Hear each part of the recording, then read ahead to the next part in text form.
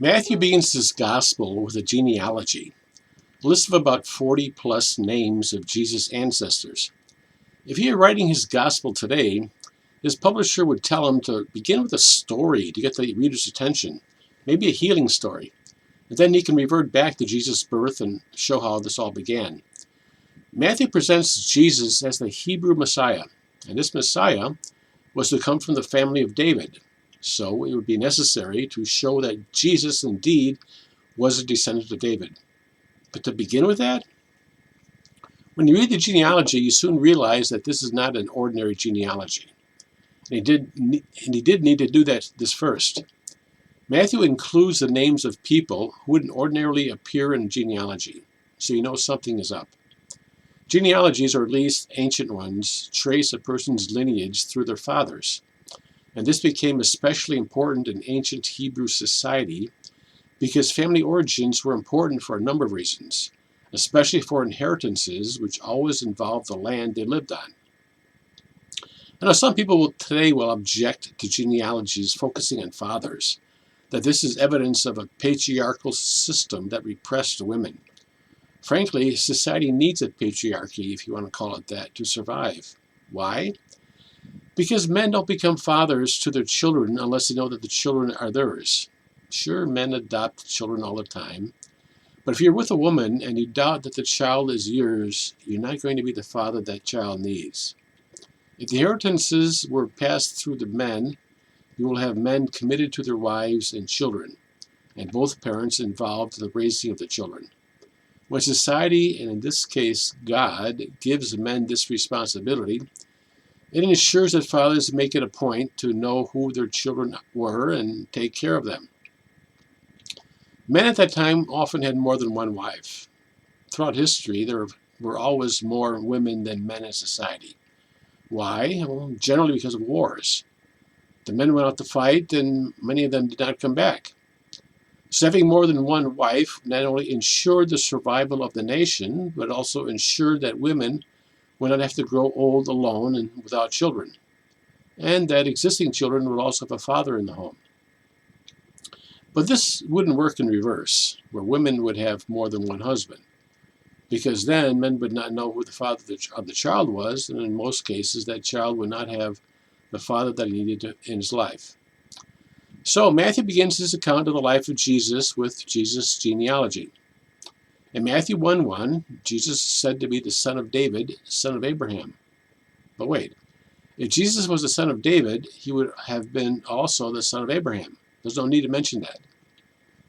But he did. So why did he? Because Matthew wants to trace Jesus' genealogy back to Abraham and not just to David. And why? Well, because he wants to take note of 3 more people in Jesus' line that would have been omitted. In all, he notes 4 of the mothers of his ancestors. But why? To answer that question, we have to see who these 4 women are. The first is Tamar. Her story is told in Genesis 38. She was the daughter-in-law of Judah. She had married Judah's oldest son. He died, and as was the custom then, the next oldest brother took her as his wife. But he also died. Judah had another son, but he was reluctant to have his 3rd son marry her. So since the son was still young, he put it off. Time goes by, and Tamar is still without a husband and children. So when Judah went on a business trip, she followed surreptitiously and pretended to be a prostitute. They often covered their faces for obvious reasons, and Judah took the bait. She became pregnant. With twins, no less. You can read the details in Genesis, but Tamar's firstborn became part of Jesus' ancestral line. They wanted to stone her to death for, I guess, adultery or something, but she proved that Judah was the father, so they let it go. So Tamar had children through her father-in-law. She seduced her father-in-law by pretending to be a prostitute. The second woman noted in Jesus' ancestry actually was a prostitute. It wasn't one instance of impropriety, this was her life. But Rahab was maybe the only person in her city who believed in the true God when the Israelites came into their land, and her faith saved her life. And this is noted in Hebrews 11. And she was written about along with Moses and Abraham and Enoch and other great examples of faith. The next woman was Ruth, a Moabite. The Moabites were perpetual enemies of the ancient Hebrews and forbidden to enter the assembly of the Lord to the 10th generation. But she married into a Jewish family, and after the death of her husband, returned to Israel with her mother-in-law, embraced the God of Israel, and married a man who became the grandfather of David the king. The fourth woman isn't even mentioned by her name. She was married to a soldier of Israel who was named, but David himself took her for himself, and she became pregnant. The first child died soon after being born, but she then gave birth to Solomon, who followed David as king, and he was a very notable king.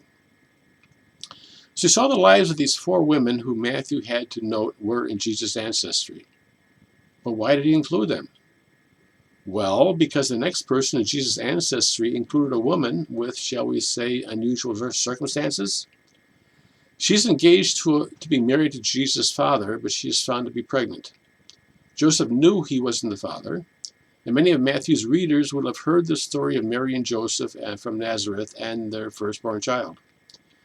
Matthew fills in the details of that first child. An angel appears to Joseph in a dream and assures him that everything is all right. He can marry the girl. The child he was going to have was from the Holy Spirit, and that child will grow up to be somebody great. So you think Joseph told everybody about this? Anybody? Oh, everything is all right. This child is the Son of God. No, this child grew up in Nazareth with everybody thinking he was illegitimate, and that had a lot more stigma than it does today. So Matthew is saying, wait a minute. You want to judge the life of Jesus by what people have been saying about him for the last 30 years? No, you need to put that aside and see what God has done here. Don't be so sure about what God can or can't do or what he will or won't do. Now, I'm teaching a Bible class in the book of Matthew. This was from the lesson in chapter 1.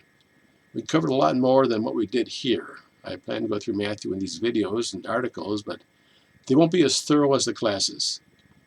We meet on Thursday nights at 7 o'clock, and the class is open to anyone. I'm not saying this to advertise the class, but if you find this and others' lessons like it on Matthew helpful, you may want to be part of the group. Just let me know.